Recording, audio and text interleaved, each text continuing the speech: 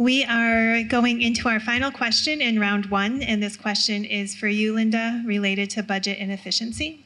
Thank you so much. I love money. But I was going to read it. Go ahead. You read it, and I'll listen. All right. Thank you. South Carolina ranks 44 in the country for education results and is 35 for spending. North Carolina ranks 7, and Georgia is 26 with similar spending. Why is this? Do we need to get more money to the classroom? How do we raise our scholastic performance and get more educational value for our money? How would you address any corruption or unethical conduct within the school system? Well, first of all, I think we have too many test mandates. That needs to be minimized because we're spending all our time trying to test. We test a test to find out what the test said to give another test. And that needs to stop. When we receive federal money, there are strings attached to it, and that needs to stop. South Carolina, we basically need to fund education right here in the state and minimize any federal funds so that we can alleviate any of that. Our teachers are doing very well. We need to pay our teachers more. We led the state. We were the first in the state to give a teacher $40,000 a year. And now our teachers make $42,500 plus.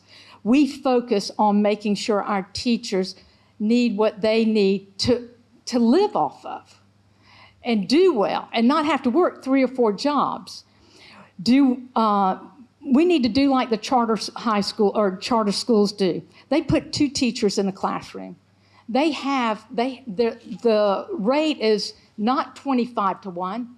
It's less. I love charter schools. I love homeschool. I love every school.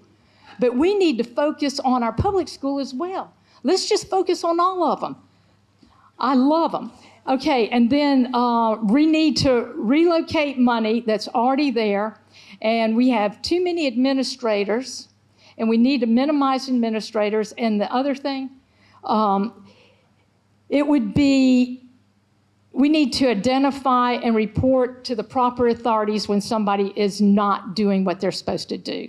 It's just like we hold people accountable in law enforcement. If they break the law, you're going to jail. I mean, I don't want to send somebody to jail, but if they're breaking the law, they're going to jail. Thank you.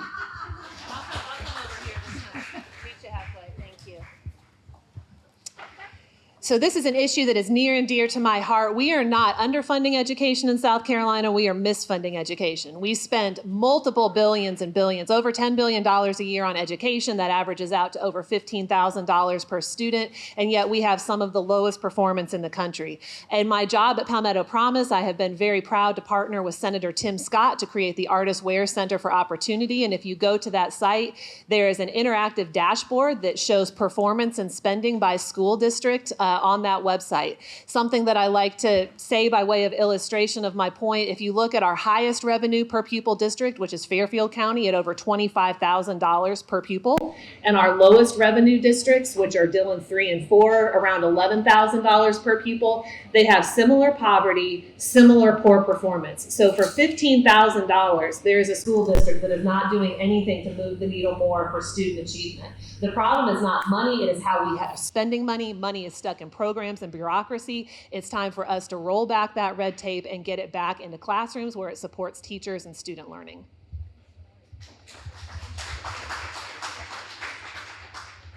I do not believe that education in South Carolina is underfunded. However, I do feel that we can create ways to better spend that money. As a teacher, I understand the needs that are within the classroom. For Teachers Daily, we spend a lot of our own money on resources, and even though you are able to claim a bit of that, you're not able to claim a lot of it that you spend throughout the school year. So I would definitely be in support of evaluating how that money is being spent and then putting in guidelines to make sure that it is being spent appropriately, and when it is not, taking the proper action, whether that's jail time, whatever it may be, to ensure that that does not happen again, because we want things to be done ethically and not misused in any form.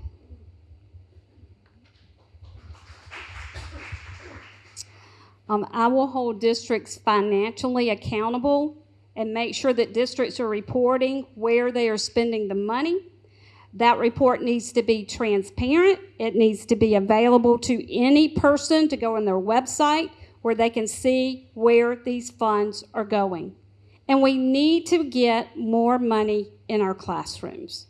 We need to make sure, we got too many administrators in some of these school districts, and we need to get rid of them and put that money in the classroom so teachers can teach. I went to Liberty Charter School yesterday. They have 2 teachers in each classroom. Meeting Street Academy, 2 teachers in each classroom.